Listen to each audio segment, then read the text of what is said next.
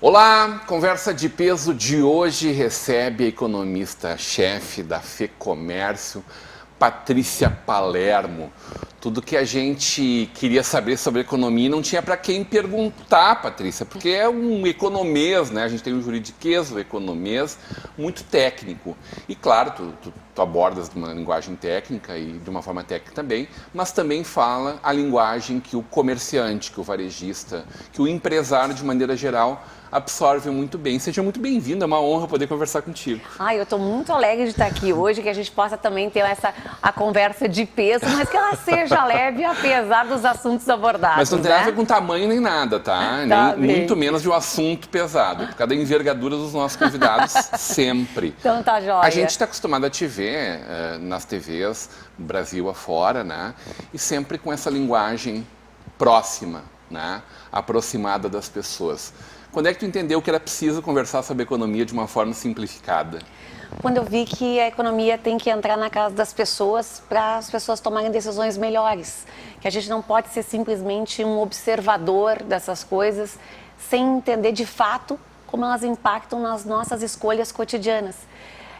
Há muitos anos atrás, né, eu li um livro muito simples que dizia o seguinte, né? Se você quer influenciar pessoas, você tem que falar uma linguagem que elas entendam, né? E eu vou te dizer que eu tenho uma expectativa muito grande, assim, de que cada vez mais dentro da economia as pessoas entendam isso, né? Os profissionais entendam isso, porque a gente aprende tantas coisas bacanas que se a gente puder passar para outras pessoas, pode fazer a vida das pessoas tão mais simples, né? Porque às vezes são coisinhas pequenas, mas que podem fazer diferença, né? Vamos pensar numa coisa como, por exemplo, guardar o dinheiro que você tem, né? Se a gente conseguisse entender tipos de aplicações financeiras, o risco que está relacionado, como é que os movimentos da economia podem implicar naquele tipo de aplicação, todo mundo que tem poupança tem que tomar uma decisão que nem essa.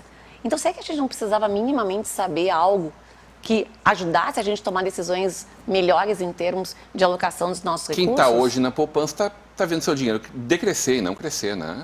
E vamos lá, Está né? materializando ele, mas ele está caindo, né? Vamos lá, né? A gente tem alternativas de aplicação financeira, por exemplo, tão seguras quanto, que podem render muito mais. Mas para isso acontecer, as pessoas têm que saber que isso existe. E acessíveis também. E são muito acessíveis. Bônus do Tesouro é uma coisa fácil Com de chegar, certeza. por Vamos exemplo. lá, né? Num passado não muito distante, talvez acessar alguns tipos de aplicações, né, mais sofisticadas, se precisasse de mais volume de dinheiro. Hoje não. Mas, de novo, continua sendo uma barreira. Qual? A barreira da informação, a barreira da formação do entendimento, né? Outras questões que elas são ligadas a coisas bem mais práticas mesmo, né? Por exemplo, quando a gente olha um cenário e traduz isso para um empresário.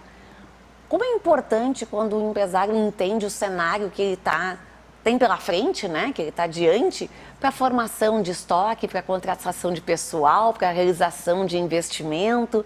Então, se a gente consegue fazer isso de uma maneira simples, fácil, prática, é tão mais fácil, né, você também encontrar o seu lugar na sua profissão.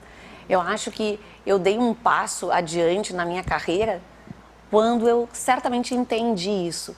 Porque todo mundo que me introduz numa conversa fala justamente dessa característica, né? Da característica de tentar falar de um jeito que as pessoas consigam entender.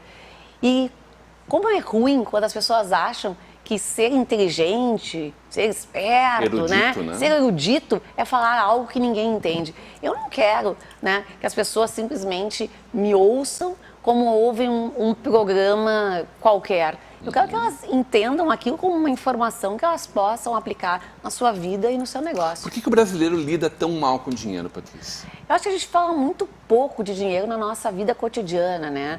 Eu mesma fui criada dentro de uma casa quando os meus pais falavam sobre dinheiro, aliás, eles nem falavam sobre dinheiro, eles brigavam por dinheiro, né? Eles brigavam entre si até por dinheiro, porque quem não fala sobre dinheiro acaba discutindo sobre dinheiro. Quando eles iam falar de questões dessa natureza, eles pediam para as crianças se retirar de dentro, né, da sala onde eles estavam, né? Então, quando a gente fala muito pouco sobre isso, a gente não tem nenhum tipo de ensaio prévio e a gente chega lá, né, no ato verdadeiro, lá, que uma coisa vai acontecer, é óbvio que a gente comete alguns deslizes, né? Então, você não pode só virar um adulto, ganhar um boleto na mão e depois dizer o que eu faço a partir de agora. A gente precisa, desde muito cedo, aprender a lidar com isso. Então, eu, por exemplo, sou uma defensora muito grande da questão da educação financeira. E essa educação financeira que é dada ao longo da vida e não necessariamente... Desde né, pequenininho? Desde pequenininho, né? Eu falo com a minha filha sobre questões ligadas, não especificamente a dinheiro, né? Mas a questões ligadas à noção de o que é escasso, o que é abundante, como é que a gente faz escolhas melhores, que são coisas que a gente vai acabar alocando, né? Esse tipo de conhecimento vai acabar ajudando a gente nas nossas escolhas relativas a dinheiro desde que ela é muito pequena. A Vitória? A Vitória. A Vitória é essa pessoa que discute as ganhas contigo assim em qualquer lugar e as pessoas ficam olhando para você sem entenderem muito. E tu escreveste recentemente uma crônica sobre isso, de por que mulher não pode ser reconhecida pelos seus atributos, que não aquelas ligadas às condições físicas, né? Como a gente normalmente destaca a presença feminina no mainstream, por exemplo. Né? É, uma coisa que é bem interessante de uma cena que eu acho que até tu tá fazendo referência a ela, né? Há uns anos atrás eu andava no Parcão com a minha filha do lado e ela falava assim, em estado de êxtase, que ela tinha visitado o Museu da PUC. E ela estava encantada com o Museu da PUC, da astrofísica, isso e aquilo. E passou dois senhores do meu lado, né? E falou assim, mas fala, né? E a outra falou, fala que nem uma mulherzinha. E aí eu olhei assim, não, como assim fala que nem uma mulherzinha? Eu estou falando de uma menina aqui que está falando de como ela ficou encantada com questões ligadas de física, com química, e a gente faz ela ouvir esse tipo de comentário, né?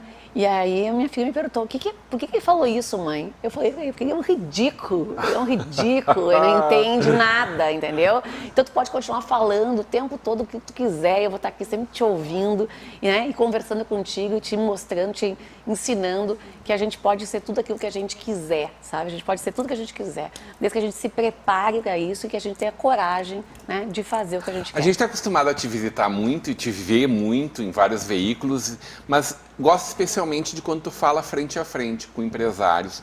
As palestras, tive a oportunidade de te ver mais que uma vez no Cindy Loja de Novo Hamburgo, né, que é claro, afiliado à FEComércio.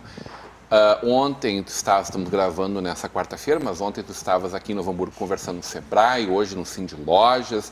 Há 2 semanas atrás nós falamos na Instância Velha também com uma plateia de quase 300 empresários. Muito comum, muito bom te ver falando sobre isso. Que rotina tu tens, hein, para poder pensar a economia, poder olhar para a economia como um todo? E dar conta de conversar, de traduzir isso, de conversar com o empresário, de ajudar, de apoiar ele nas tomadas estratégicas dos negócios deles, né? A gente, quando olha uma pessoa, a gente está sempre olhando para uma fotografia dela, né? A gente às vezes esquece de olhar o filme, né? Eu estudei muito para chegar até aqui, né? Então, eu fiz toda uma graduação, eu fiz mestrado, eu fiz doutorado. Eu, antes de trabalhar na FEComércio, eu fui 7 anos economista da Fiergs, né? Agora, já completei 10 anos de FEComércio, estou indo para o 11º ano de FEComércio. Há muitos anos eu trabalho também com consultoria com outras empresas. Eu sou professora há 18 anos. Então, experiência é uma coisa que ajuda, né? Assim como um bom vinho, a gente vai envelhecendo e ganhando mais sabor, né? Por outro lado, também tem a ideia de que não adianta só a formação, a gente precisa ter a informação, né? Então, por exemplo, eu leio muito. Eu começo o meu dia lendo. Então, eu leio todos os grandes jornais que a gente tem hoje no Brasil. A minha rotina começa muito cedo, eu acordo em torno das 6 horas da manhã para fazer justamente essa leitura geral. Entra outras coisas além de economia aí? Eu vou dizer que nesse primeiro momento da manhã, não. No primeiro momento da manhã eu faço sim eu pinço ali as informações mais relevantes em termos de economia que estão aparecendo, né? Consulto ao longo do dia também muitos broadcasts importantes ligados à economia, mas uma coisa que eu não me furto de fazer é o seguinte: eu sempre entendi que eu tenho que me relacionar com gente mais inteligente que eu, porque a minha ideia é aprender. Então eu converso ao longo do dia, né, muitas vezes com outras pessoas que eu acho que são fontes de informação relevante em várias frentes. E eu acho que a diferença que faz nessa questão de eu conversar com o empresário e tudo mais é que eu aprendi ao longo do tempo a ouvir, né? A ouvir o empresário e entender o que são dúvidas dele. Porque o que acontece? A gente, às vezes, tem um estereótipo da figura do empresário como alguém que é um agente decisor, alguém que é um empreendedor e, portanto, tem uma visão além do alcance, né? Só que, na verdade, muitas vezes, ele é uma pessoa que tem um negócio, esse negócio foi construído com muito trabalho, com muito empenho, que aconteceu por questões, às vezes, até conjunturais, que fizeram que aquele negócio acontecesse, funcionasse bem, mas que, de toda forma, ele não é um cara que consegue ler toda a realidade, que tem dúvidas, que muitas vezes não tem o tempo necessário para estudar certas coisas, que poderia até ajudar ele a fazer o negócio dele ser melhor. E quando ele vem para conversar comigo, o que ele quer, na verdade, é, às vezes, trocar uma ideia sobre o que ele pensa e ouvir o que eu penso, para ver se essas duas coisas estão alinhadas ou não. Uma mentoria. Né?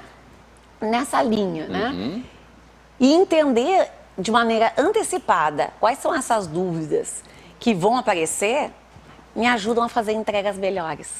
Porque isso começa desde quando eu vou de manhã pensar as informações que eu tenho que pensar dentro de todos os jornais, quando eu vou conversar com as pessoas, os assuntos que eu tenho que puxar para eu me alimentar desse tipo de informação, para eu também conseguir, antes de mais nada, estruturar formas que sejam didaticamente viáveis de serem entendidas, né? Então, isso tudo é uma construção ao longo do tempo. Obviamente, a sala de aula ajudou muito nisso, né?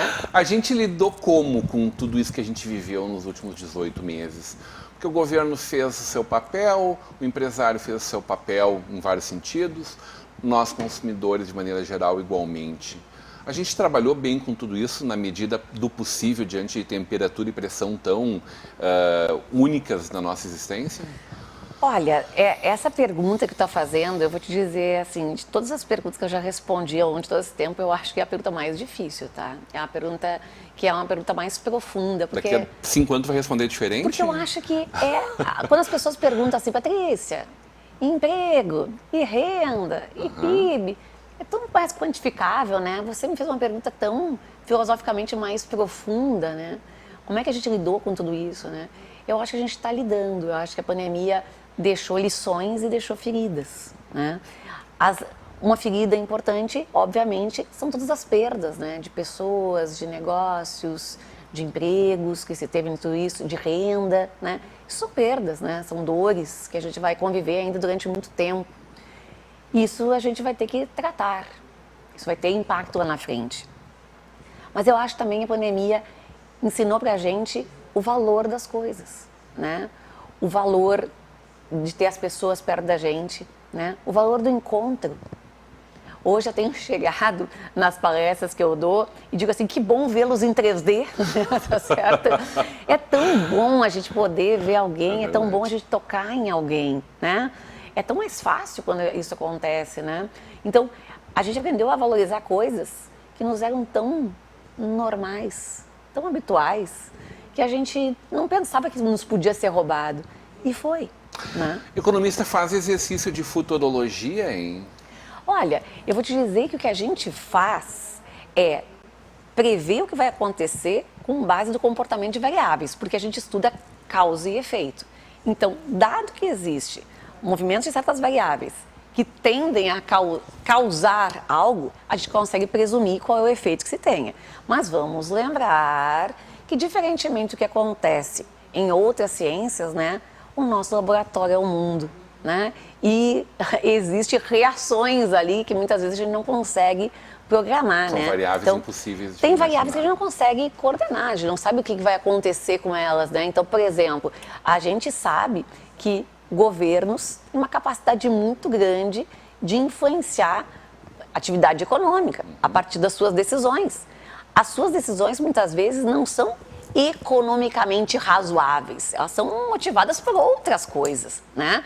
Tá aí um monte de exemplo de países, né? A gente também é um exemplo em vários momentos que a gente fica pensando, cara, por que tu fez isso se todo e qualquer livro de economia diz que isso não dá pra fazer, né? Esse ano, né, eu escrevi uma pequena, não é uma crônica necessariamente, né, mas é um pequeno post, né, no Instagram, eu acredito que foi, que eu dizia assim, cara, por que a Argentina vai congelar de novo preços? Por quê? Porque, a gente já conhece esse filme, né? A gente sabe o que vai acontecer. E você não precisa ser nenhum economista, não precisa ser um futurologista, não precisa fazer nada. Você sabe o que vai acontecer. Agora a pergunta é por que se faz isso? É a política.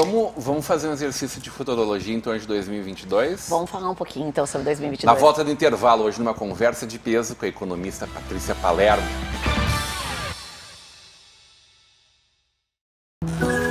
Quando você investe no Sicredi, você ajuda a movimentar a economia da sua região. E o seu investimento gera empregos e prosperidade. Mais do que isso, gera educação, programas sociais e desenvolvimento. Venha para o Sicredi e conte com um atendimento próximo, um amplo portfólio e a segurança de uma instituição com mais de 115 anos. Invista no Sicredi. Aqui, seu investimento rende mais do que dinheiro.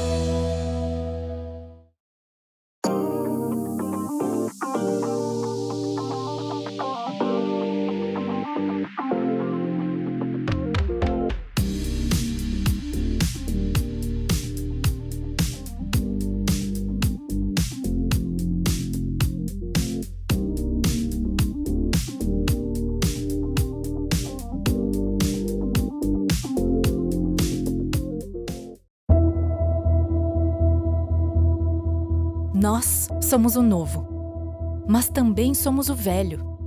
Somos ambos porque assim podemos complementar ideias e ressignificar conceitos. A gente é uma colagem de momentos. O encontro do velho com o novo gera a redescoberta, a reinvenção e a ressignificação. E a nossa vida está cercada de repetições. São situações passadas que ganham um novo sentido hoje. As necessidades não mudam, mas a forma de consumir. É tudo novo de novo.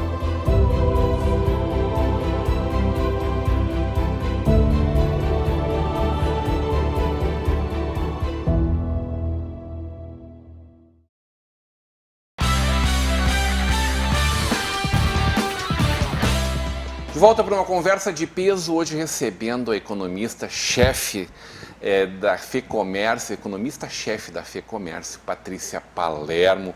A gente que está acostumado a enxergar ela, eu ouvi ela em vários lugares, estou tendo a honra hoje de poder conversar um pouquinho e, claro, tirar minhas dúvidas também. E a dúvida que todo mundo quer saber é como será 2022. A gente está experimentando nesse momento... Não sei se o nome é euforia, né, Patrícia, mas é alguma coisa muito boa, assim, das pessoas desprendidas a fim de viverem, começando a se libertarem da pandemia, que ainda é uma verdade, vivemos uma situação pandêmica, né, mas uma perspectiva de 2022 maravilhosa. E aí nós temos eleições gerais nesse país, né, só não escolhemos prefeitos, vereadores e um dos nossos senadores, né. O que vai acontecer com a economia nesse momento que é tão dramático, né, da nossa vida pública, que, claro, as políticas públicas afetam diretamente. Por mais que o empresário queira viver sua vida independente de governo, é determinante os rumos que o governo dá para os nossos negócios, né? O que tu está enxergando nesse cenário aí? Vou começar por uma parte boa, tá? Porque eu sou tão otimista como economistas tu aqui, né? Tem otimismo, então, Com é isso? Com certeza. Tá eu bem. acho que a primeira coisa que a gente tem que destacar aqui como um fator extremamente relevante é esse controle da pandemia que a gente está tendo, né? A gente foi um país que saiu atrás no ato de vacinar, mas que bom que os brasileiros correram para se vacinar, né? Em 2020 a gente tinha um desafio que era o desafio da vacina, 2021 é o desafio de vacinar as pessoas. Que bom que nós brasileiros temos na vacina esperança e confiança e fomos nos vacinar. Hoje, quando a gente está gravando esse programa, mais de 70% da população tem pelo menos uma dose, mais de 50% da população tem 2 doses e tem muita gente como eu que sou tri-vacinada, tá certo? Então, quando a gente vê isso acontecer, o que começa a acontecer? A gente começa a ter isso de novo, os reencontros, né? As pessoas começam a se movimentar mais, a movimentação, ela acaba impactando, obviamente, na atividade econômica, a atividade econômica acaba tendo reflexos no mercado de trabalho. Se a gente olhar, essas engrenagens começam a se mexer. Só que essas nossas engrenagens, elas estão começando a travar. Isto é, essa recuperação econômica que aconteceu ao longo do ano de 2020, né? Forte, mas também significativa por causa da base de comparação muito baixa, ela está perdendo, mês após mês, força. Isso vem do quê? Vem, entre outras coisas, da inflação que a gente tem. Né? A gente tem cadeias produtivas interrompidas, a gente tem fretes muito elevados, a gente teve um descompasso entre aumento da demanda e oferta no mundo. Essa demanda foi muito motivada, o mundo inteiro teve mundo inteiro, acessado por muitos estímulos monetários e fiscais, assim por diante. Só que aqui no Brasil, essa inflação que o mundo inteiro sente, aqui é potencializada. Porque além da gente ter a alta natural dos preços, a gente teve uma desvalorização cambial muito forte que fez com que esses aumentos de preços fossem muito mais significativos. E quando a gente tem inflação se elevando e fugindo aí da meta, né, o Banco Central se obriga a aumentar juros. Juros é o remédio que cura a gente da inflação, mas tem um efeito colateral muito grande, que é o de desacelerar a atividade econômica, né? E isso está acontecendo, entre outras coisas, porque a gente não está endereçando as questões fiscais da melhor maneira possível no médio e no longo prazo, né? Isto é, a gente está tomando algumas decisões enquanto governo, né? E aqui eu falo governo executivo e legislativo, de privilegiar muito o curtíssimo prazo, mas que isso acaba gerando algumas bagunças aí em termos econômicos, impulsionando a inflação, deteriorando expectativas, né? Que acabam forçando que até a política monetária tenha que agir mais forte, isto é, juros aumente mais ainda. Só para você ter uma noção, há pouco tempo atrás a gente brincou de Suécia aqui, né? Estava uma taxa de juros de 2% ao ano, a gente vai terminar o ano aqui numa perspectiva meio otimista até em 9,25%. Tem um diretor do Banco Central que comentou recentemente que não seria surpresa aumentar em mais de 1,5 ponto a taxa de juros. O relatório Focus já vê para o ano que vem uma taxa de juros da casa dos 11%, um crescimento que mês após mês apresenta deteriorações. Para você ter uma ideia, né, em termos de expectativas, o Itaú hoje já projeta para o ano que vem uma expectativa de crescimento da ordem de -0,5%. Né? Então, essa euforia que a gente está vivendo de resgatar a nossa vida do jeito que a gente conhecia, ela está sendo meio que interrompida por essa questão da inflação, dos juros mais altos, da atividade econômica menor. Mas, como eu disse que eu sou uma otimista nata, eu vou dizer o seguinte: isso são problemas que a gente conhece. Quando a gente lida com problemas que a gente conhece, a gente sabe tomar decisões melhores, a gente entende melhor. O que a gente viveu em 2020 e no início de 2021 é muito diferente. Porque a gente estava diante de um desconhecido total. Estamos falando de lojas serem obrigadas a vender de portas fechadas. As pessoas sentindo a sua vida, que é o seu bem maior, ameaçado. Né? A gente esperando uma vacina acontecer. Né? Então, por mais que esse cenário não seja um cenário super positivo, ou até mesmo positivo, vou dizer assim, né? Ele é bem diferente do cenário que a gente tinha, por exemplo, no segundo trimestre do ano passado, em que a gente via quase que, meu Deus, cheguei no dia do apocalipse, né? Então, a gente está agora numa outra pegada. Então, agora a gente tem problemas, mas a gente também já conhece esses problemas de tempo atrás. O juro alto, ele tem que tipo de reflexos além do custo do dinheiro mesmo, do custo financeiro da operação, né? Ele tira novas vagas de emprego, crescimento de empresa. Com certeza, vamos tira lá, consumo. Né? Tira, né? Vamos pensar, tem vários aspectos que a gente podia tratar aqui, né? Vamos falar de 2 especificamente. A crise fez com que muitas empresas se endividassem, pegassem dinheiro emprestado. O crédito foi uma variável muito importante para livrar, né, as empresas daquela condição que elas estavam. Ano passado, por exemplo, quem pegou o Pronamp, que foi um programa muito importante, especialmente com as pequenas empresas, as primeiras tranches ali, né, vieram com Selic mais 1,25. A Selic de lá era 2 pontos percentuais. Nós estamos falando de ano que vem ser 11. Então, olha que nós estamos falando, Esse dinheiro né? ficou muito caro. Ficou muito mais então, quer dizer, caro. não é nem o que a gente vai contratar de agora em diante, é a conta que a gente vai pagar ainda. Isso. Quem pegou o tranche seguinte já era Selic mais 6. Então, você está falando de 11 mais 6. Então, você tem que gerar negócio para movimentar o seu negócio hoje, mas você também tem que gerar recursos para pagar a conta do pagar mês o que e mais o passado. Pagar o que passou. Então, tipo, quando os juros sobem, né, você aperta o orçamento dessas empresas. E se você aperta o orçamento dessas empresas, você limita também a capacidade dela de fazer um monte de coisas ali, né? Então, talvez se ela estivesse crescendo, ela não tem o recurso para fazer o investimento que seja necessário, até porque vai ficar mais caro ou tomar o dinheiro emprestado, ou porque o dinheiro está comprometido com o pagamento do passado. E o crédito ficando mais caro faz com que o consumidor seja inibido duplamente. Porque ele fica mais estimulado a poupar, porque começa a ter mais rentabilidade as aplicações que ele faz, né? E, por outro lado, se ele precisar comprar a prazo, tomar esse crédito costuma ser mais caro também. Então, essas duas frentes, né, a gente vê freios à atividade de consumo. Então, ter juros mais altos, com certeza, acaba lá tendo efeito sobre a atividade econômica. Vamos falar um pouco de Rio Grande do Sul, né? A gente tem, goste ou não do governador, e parece que a gente ainda vive a eleição passada, né, nesse estado, da dificuldade de reconhecer algumas coisas importantes que são sendo feitas. São ações que me parecem muito estruturantes, porque a gente sofre muito em olhar para o quanto Santa Catarina cresceu nos últimos 20, 30 anos e o quanto a gente rema, patina, né? Dá para a gente enxergar com um olhar positivo isso tudo que está sendo feito estruturante no nosso estado? Eu acredito que sim.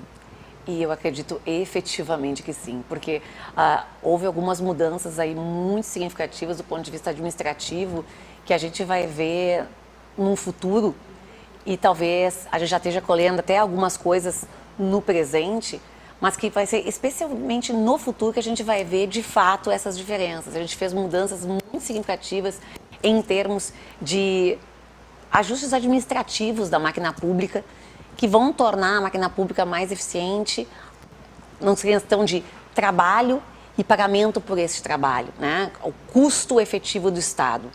Houve avanços muito significativos a partir da reforma administrativa implementada pelo atual governo. A gente avançou na questão das privatizações, né? A gente viu a CE sendo privatizada agora recentemente. Eu acho que isso é uma coisa incrível, né? A gente está possibilitando que se tenha mais investimentos na companhia e, portanto, melhores serviços. E a gente vai começar a arrecadar a partir, né, do que a gente costumeiramente paga na nossa conta de luz, né? A gente não pode esquecer que a gente pagava na conta de luz ICMS, mas a CE não repassava ao governo do estado, isso não voltava para a gente na forma de serviços públicos. Eu acredito que a gente fez algumas transformações significativas nesse período que colocam, sim, o estado do Rio Grande do Sul nos trilhos para um futuro bem melhor. Sim, eu acho que é inegável que já começou ali no Sartori, né, algumas transformações relevantes, quando a gente fala, por exemplo, de reestruturação da previdência pública do Estado, avança na questão do leite, principalmente na questão da reforma administrativa do Estado, um avanço no que diz respeito às privatizações. No caso aqui do governo do Estado, uma outra coisa que era um pleito muito antigo, portanto da FEComércio também, que é a questão do diferencial de alíquota, foi encerrado. Mas, por mais que seja tardiamente, porque a gente queria que isso tivesse acontecido antes, vai, enfim, em 2022, ser devolvida, né, as alíquotas de ICMS para os patamares que estavam lá desde 2015 aumentadas. Então, eu acredito que a gente está se encaminhando, sim, para um futuro muito melhor do que a gente tinha traçado a partir dessas decisões, com certeza. Não posso terminar a nossa conversa sem cometer uma inconfidência aqui. Não é nem exatamente uma inconfidência, porque, de certa forma, tu trata isso publicamente nas tuas redes, que é o teu tratamento contra um câncer, né? 2. Como tu tá? Eu tô ótima. Que luta é essa? Eu tô ótima, Tá te sentindo vencedora nessa luta? Com certeza. Diz a minha filha que eu sou uma bicampeã, né? Eu já lutei 2 vezes contra o câncer, né? Eu tive a primeira vez, o primeiro diagnóstico no final de 2015, né? Lutei contra o câncer com cirurgia, com quimioterapia, com a radioterapia. Venci esse câncer fiquei com o título, com o cinturão, né, ali, durante 4 anos e 9 meses, né, então quase biquei os 5 anos. E aí quando estava no finalzinho, ele voltou, né? E se ele veio mais forte, eu também estou mais forte, né? E aí a gente fez uma briga violenta ano passado, o ano inteiro. Eu terminei meu tratamento com medicação na última quinta-feira. Semana passada. Né? Semana passada. Agora tem todos os exames de imagem aí pela frente, né? Todo o monitoramento dos próximos 5 anos. Mas a vida é um presente, a vida é o melhor presente que a gente pode ter. E eu sempre digo que se a gente sorrir para a vida sorri para a gente de volta, né? Esses dias eu fui paraninfa de uma turma da SPM lá em Porto Alegre, né? E eu dizia para as pessoas, né, num ano em que eu via o mundo doente, né, eu queria ser a prova vida de que a vida tem valor e que a gente tem que lutar muito por ela. Eu continuei trabalhando, eu continuei sendo a esposa do marido, eu continuei sendo a mãe da minha filha, eu continuei vivendo, né? Porque eu acho que essa é a melhor forma da gente lidar com esse tipo de problema. É um lindo com depoimento para a gente poder conversar aqui também. Adorei conversar sobre tudo contigo. Obrigado pelo carinho com a gente. Eu que agradeço, tomara que a gente tenha a oportunidade de se encontrar mais vezes. Seja sempre muito bem-vindo. Hoje numa conversa de peso com a economista-chefe da FEComércio, Patrícia Palermo. Continue agora com a programação da nossa Vale TV, da nossa rede comunidade de televisão.